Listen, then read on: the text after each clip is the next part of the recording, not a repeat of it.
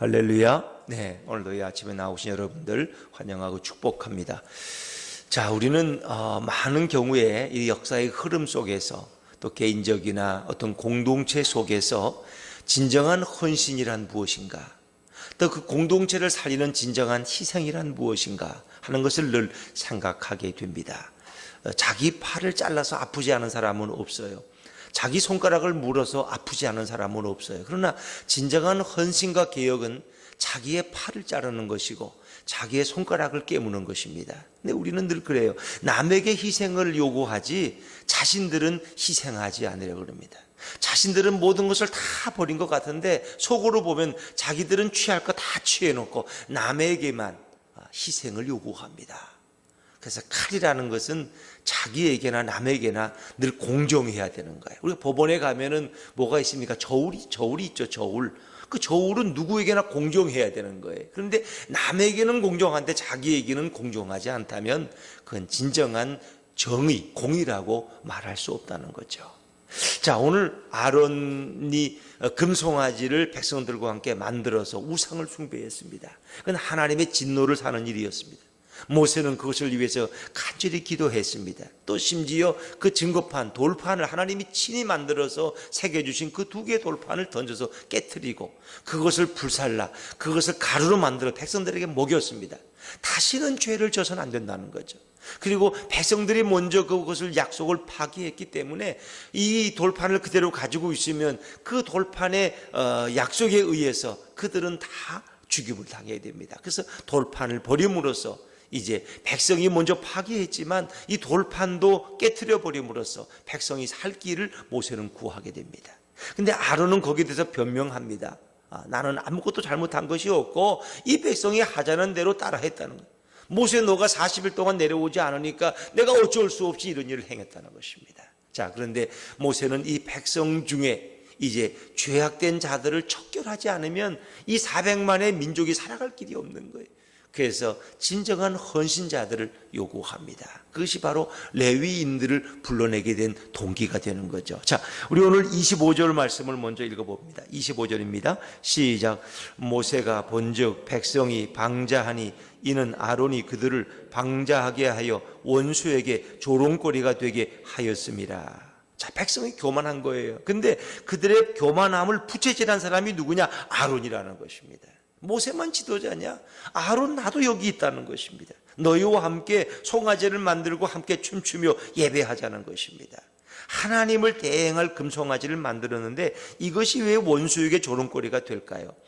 자, 여러분, 여기서 말하는 원수는 애굽을 가리킵니다. 애굽인들을 가리켜요. 모세가 애굽 바로에게 가서 요구한 게 뭡니까? 우리 백성들이 3, 4일 길만 가서 예배 드리기를 원한다는, 우리를 보내달라는 거예요. 예배 드리고 오겠다는 거예요. 그러니까 뭐 바로가 너희 자식들을 두고 가라, 재산은 두고 가라, 뭐 이런 가지에서 그들을 붙들죠. 근데 모세는 마지막까지 버티면서 이제 그들이 자유함을 얻고 나옵니다. 기껏 그들이 나온 목적은 하나님 앞에 편하게 예배 드리겠다는 거예요. 우리가 애굽에서는 예배 드릴 수 없으니까 정말 자유롭게 예배 드리겠다는 거예요. 근데 예배 드리겠다고 취급한 그들이 한 일이 뭐예요? 결국 우상 앞에 절하는 거예요. 근데 그 우상이 뭐예요? 애굽의 신이에요. 애굽의 우상. 아피스라는 이 금송아지. 이건 애굽이들이 섬기는 우상이에요. 그럼 너희가 여기서 섬기지 뭐하러 광야까지 가가지고 그 고생해서 결국 애굽의 우상을 섬기고 있냐, 이 미친놈들아. 이렇죠. 그러니까 이게 조롱거리가 된다는 거예요. 이거 너무 웃기는 일이죠. 그래서 모세는 이 백성의 죄를 그냥 지나갈 수 없는 거예요. 이 금송아지를 만들자고 백성들을 선동하고 앞장서서 그 일을 주도했던 이들, 그들은 결국 용서받을 수 없는 거예요. 그들을 이 백성에서 제거하지 않으면 또 어떤 일을 당할지 알 수가 없습니다, 여러분. 그래서 오늘 헌신자들을 부르는데 너희 중에 여호와의 편에 있는 자는 내게로 나오라. 자, 26절입니다. 26절 같이 읽죠. 시작. 이에 모세가 진문에 서서 이르되 누구든지 여호와의 편에 있는 자는 내게로 나오라 하며 레위 자손이 다 모여 그에게로 가는지라. 이 정황을 보면 그래도 레위인들만은 그 금송아지를 만드는 일에 가담하지 아니했던 것 같아요. 어찌 보면 그들은 그 12지파 가운데 남은 자들이었고 다른 사람을 판단할 수 있는 자격이 있는 사람들인지도 모르겠어요. 근데 하여튼 여호와의 편에 있는 자가 나오라 그럴 때 감히 금송아지를 만드는데 동조했던 이들은 차마 나올 수 못했을 것입니다. 그러나 그들도 적극적으로 막지는 못했지만 그래도 여호와 편에 있기를 소망하고 그것을 열망했.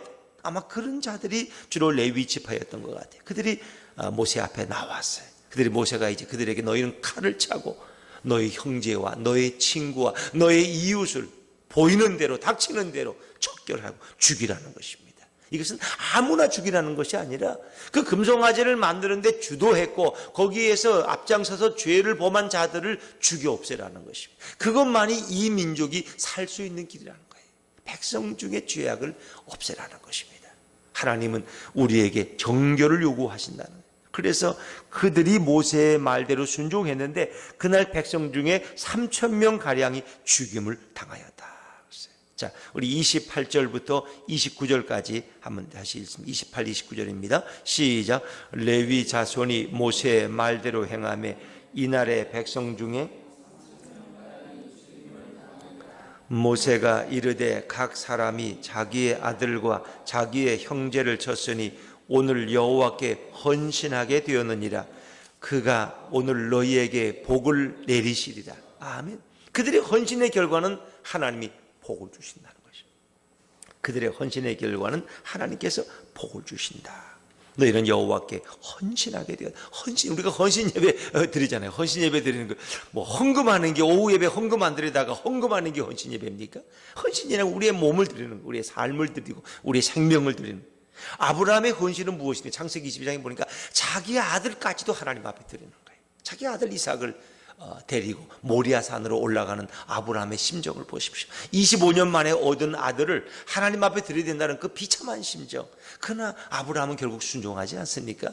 그 하나님은 그 아브라함의 마음을 아시기 때문에 칼을 멈추게 하고 준비한 수양으로 대신 제사를 드리게 하지 않습니까? 이 아브라함의 헌신이.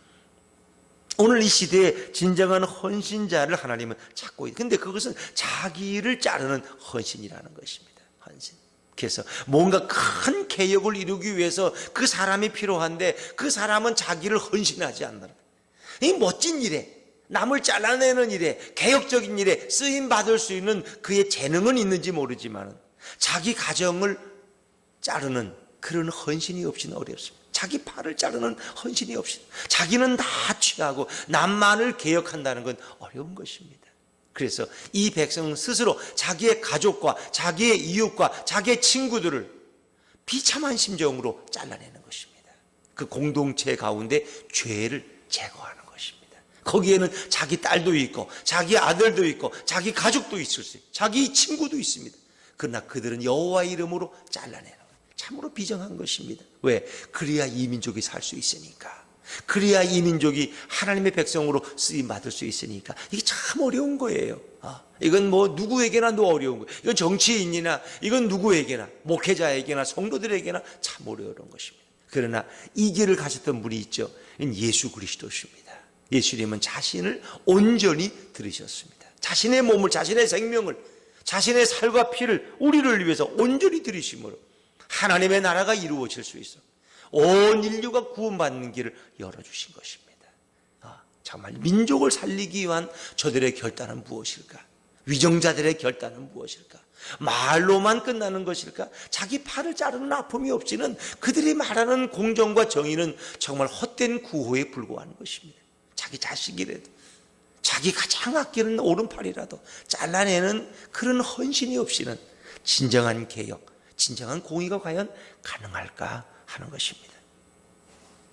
자, 이제 여기서 끝나지 않습니다. 그리고 다시 모세는 하나님 앞에 나아가서 그 죄에 대해서 다시 회개하게 됩니다. 그러니까 두 번의 중보 기도가 있습니다. 앞에서는 뭡니까? 앞에서는 그들의 참상을 모르고 시내산에서 하나님의 진노를 돌리기 위해서 기도했어요. 하나님이 민족을 다 멸하시면 다 이방인들이 웃습니다. 하나님은 손가락질합니다. 하나님의 진노를 돌이키기 위한 기도였습니다. 근데 오늘 여기에서는 이 백성을 멸하지 말고 이 백성의 죄를 용서해 달라는 기도입니다. 자, 다시 모세는 하나님 앞에 나아가서 다시 기도하죠. 자, 우리 30절, 31절 말씀을 읽고 30절, 31절입니다. 시작. 이튿날 모세가 백성에게 이르되 너희가 큰 죄를 범하였도다. 내가 이제 여호와께로 올라가노니 혹 너희를 위하여 속죄가 될까 하노라 하고 모세가 여호와께로 다시 나아가 여짜오되 슬프도소이다. 이 백성이 자기들을 위하여 금신을 만들어 쌓으니 큰 죄를 범하였나이다.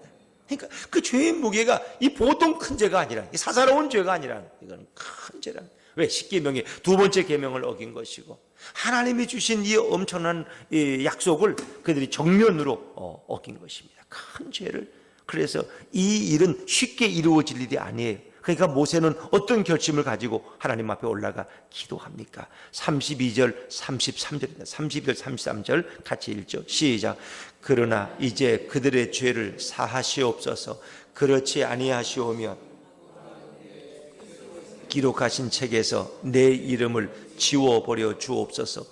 여호와께서 모세에게 이르시되 누구든지 내게 범죄하면 내가 내 책에서 그를 지워버리리라. 아멘. 그랬습니다.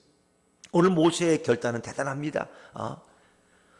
주께서 기록하신 책에서, 이건 생명책을 말하는 거죠. 계시록에 나오는 생명책입니다. 구원받은 자들의 이름이 기록된 그 생명책에서 내 이름을 지워버려 주옵소서. 그러니까 나를 생명책에서 지워버리고 이 민족의 죄를 용서해 달라는 것입니다. 그래서 이 모세의 위대한 기도는 로마서 9장 3절에 바울의 기도를 연상하게 되죠.